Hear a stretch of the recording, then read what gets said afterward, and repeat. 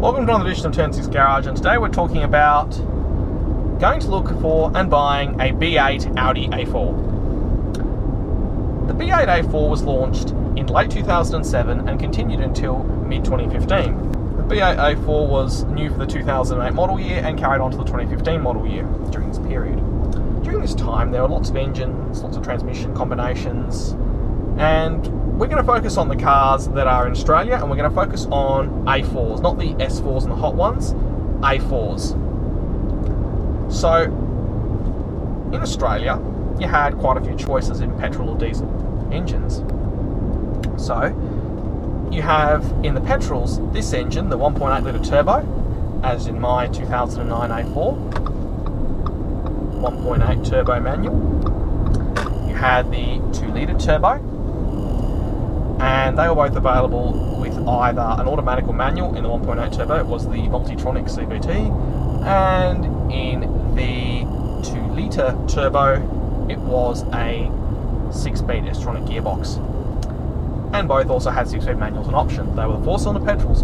You could also buy a 3.2 litre V6 with only a 6-speed S-Tronic gearbox. It's the same engine you find in a Golf R32 and a TT 3.2 in an A4 body. They're quite rare, but they're still around. Now in the diesel, you had 2 engine choices: the 2 litre turbo diesel, 4-cylinder, diesel-gate engine, with either a 6-speed manual or multi-tronic CVT, and you had the 2.7 litre V6 diesel that was only available with the multi-tronic CVT. Now, all but the base 1.8 turbos were available as quattros. Body styles were sedan and wagon, and of course there was a 2-door coupe convertible in the A5. Also there was the S4 with the 3 litre supercharged engine, and the S5 with both the 4.2 V8 and the 3 litre supercharged engines. But we're not going to cover those cars. They're completely different animals to buying the base A4s. There's a lot more to consider with those cars, so we'll just be covering the A4s here.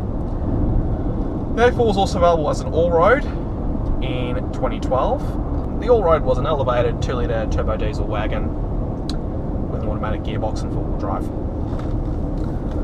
So, in terms of driving dynamics, what's the B8 like? Well, having driven multiple different B8s, depends on the engine, depends on the transmission combination. If you go for a manual like this one, it's a really nice car to drive. It's well balanced, especially in 1.8 turbo guys, and it feels solid, planted, and very, very, very sure-footed, even as a front-wheel drive car. The Quattro, you certainly get a lot more of that sure-footedness and grip, but even the base front-wheel drive is still really good and still really, really planted. Now, if you buy it with an automatic gearbox, you lose some of that, particularly with the CVT. You got this heavy transmission sitting at about 11 o'clock from the driver, which affects the handling of the car quite a lot. It doesn't feel anywhere near as well balanced. It feels heavier over the front wheels, and it also feels like the car leans a lot more in the corners. There's more weight on the transmission.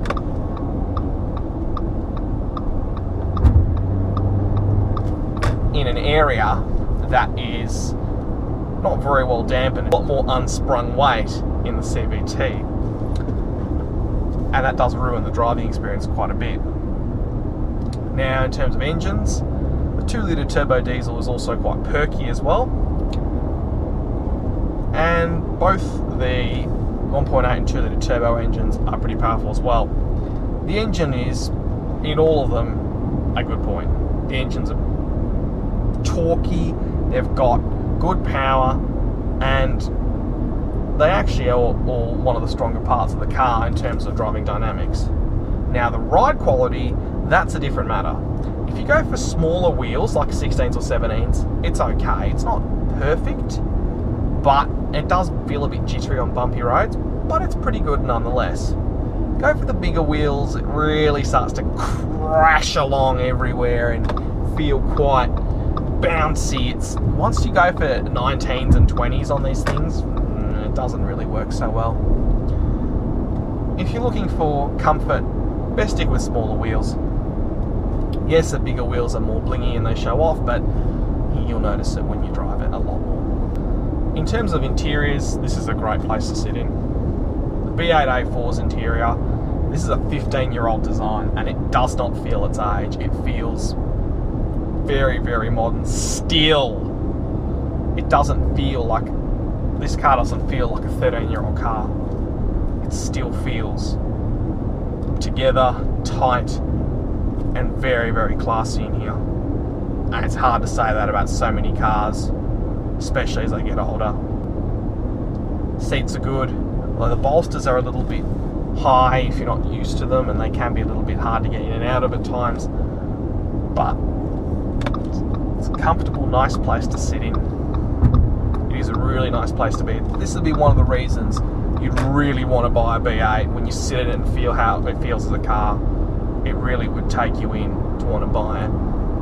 And it looks good as well. Volta de Silva did a very good job on this specific car. You can see the design of it as one of the stronger designs Audi's had over the last 20 years. It's definitely a car that still looks good even today. Even after 15 years, it's still a beautiful looking car. So, you'd be taken in by one of these things, wanting to drive it, sit in it, feel it. But should you go after one of these things? Well, we get to the subject of reliability. And that's where you really need to think this through with this car. If you have to rely on getting parts through Audi, parts are expensive. If someone like me and you find your own parts, you can get around that relatively easily. But that's not the biggest thing here. The multi-tronic or multi-chronic gearbox, that's certainly something you need to think about. If the A4 you're looking at is an automatic, think about this. Neither automatic's available in the B8 could be even considered to be reliable. Not the multi-tronic nor the S-Tronic. Both of them have problems. And both of them are expensive. Now, the multi-tronics, they're known for clutch pack failure. And like all CVTs, change the transmission fluid, it's not going to be a problem. Yeah, Audi said they were sealed for life. Yeah, right. They want you to throw the car away at the end of the lease. So if you change the fluid on a CVT, and you look after it, it would improve its reliability. But fundamentally, it's CVTs. It's nowhere near as reliable as the equivalent Ace and Box Toyota. So CVTs, this is not a car you really want to own. S-Tronic, well, that's pretty much a standard issue. V8 dual clutch issues, clutch, mechatronic unit. Again, we're talking $5,000 to fix these. You'll see them for 10, but you'll have to throw another 5 in if the gearbox packs it in. Consider that. Other things to consider, diesel particle issues with the 2 litre and the 2.7, and the usual high pressure diesel fun and games you get with injectors and fuel pumps, especially with the 2.7. Less of an issue with the 2 litre, but yeah, those modern diesel, those things that make them efficient, you pay for them all right. You pay for them all right. You also end up paying for other things with the 2.7, i.e. front suspension wear and front tyre wear is a common issue with that and the 3.2. Both of them have heavy engines sitting over the front wheels, which does burn through the tyres and your suspension wears out faster. Another thing I've noticed with these bigger engine cars. Other things to consider: 2 litre turbo, Volkswagen Audi engine, and oil burning. This one does burn oil, my 1.8, but the 2 litres burn quite a lot of oil, especially up until 2012. An 08 to 12 B8, 2 litre turbo, that likes to go through oil. Now, later cars, so 2013 model year and later cars, so mid-late 12 onwards, facelifted cars, they're a bit better. But again, you're going to be going through oil. And this thing has a virtual dipstick. Not a normal dipstick, it's a virtual one. It tells you when to add a litre of oil. So again, you need to check the virtual dipstick in the car. Again, why? But that's odd cars for you. So they have piston ring issues, like the equivalent, like all the engines you find in GTIs and TTs at that period. Manual gearboxes are relatively reliable. Okay, some of the earlier 08, 09 model year ones aren't especially perfect. This is a 2010 model year car, so it's a bit better on this car. But again, in terms of reliability, well, it's not going to be an easy car to keep on the road cheaply unless you know what you're doing. This isn't going to be a car that you can neglect or forget about, because it will bite you. Like a lot of the Euros, especially this period, if you don't maintain them, they will not look after you. They will bite. So you have to be on your game with them. If you treat them badly, you don't maintain them, it's going to be expensive. If you can put in the effort and look after the car and not treat it badly, it will look after you. However, if you aren't going to do this and aren't willing to put the money into the car or love it or care the or spend time looking after it or finding parts for it, this may not be the car for you. There are other cars out there that are much more up your street in terms of that, and may I suggest go look for a Lexus. A lot more forgiving in terms of maintenance, and its parts are a lot cheaper if you're not willing to go find them yourself. To me, the manuals will be where I go. If I was buying a B8 A4, it'd be one just like this.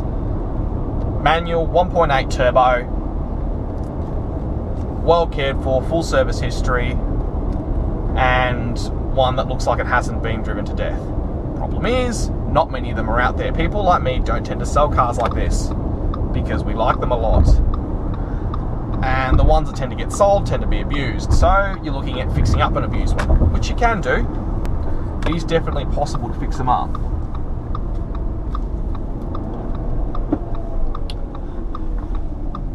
If I was buying a B8, it'd be a manual, 1.8 or 2 litre, and it'd be one that I'd look for that either, if I bought it cheap enough to fix it, if it was a bit of a project, I'd buy it really cheap. So you find one for like 6 or 7 that needs a bit of work, and you can work on it, know where the bits are, and do that kind of thing yourself, and like fishing out the parts or like fixing it yourself, that'd be a good car to go for. Or go for one that's lower Ks. There weren't many sold in Australia, so your choices for the cars aren't going to be a lot, and also be willing to travel because there weren't many sold in the first place. And that would represent a good car. Now in the automatics, I'd have to say I'd take a later 2 litre turbo with the S-Tronic. It's just nicer to drive. It's nicer than the CVT. And the Quattro, the 2 litre turbo Quattro, is going to hold its value the strongest of that group in terms of resale. So if it was an automatic, I'd go for as late as possible in a 2 litre turbo Quattro and go for one that's as few Ks as possible, it's been looked after. Or go for a country car that's got higher Ks, but again, full service history and well serviced. They can do mileage if you look after them. And also another thing to look for, a lot of these have, like a lot of the European cars, odometer fraud, something you got to think about. Make sure you get someone to plug it in and see if the Ks are actually what's written on the car. Because I can tell you now, a lot of these ex-leasemobiles came out of lease about 5-6 years ago, and let's just say certain individuals like to clock them. What I can say for sure is it's worth plugging it in and seeing how many Ks it's actually done. Because there's quite a lot of dishonest people that like to buy cars like this. That's the other problem with it. Not so much the car, it's also the people who drive them. They treat them badly, they buy them as status symbols, but then don't back it up by looking after it, and then decide to give it a haircut before ultimately moving it on. If you're going to go for a car like this, it's all down to the example and the car. And the reason I'm saying this is, apart from the Lexus IS250, all the others in this same genre of car, all the European, the compact prestige lot, they've all got issues of some description. Every one of them has issues of some description. It's just working out what they are and how solvable they are. So if you like what I'm doing, remember to like and subscribe.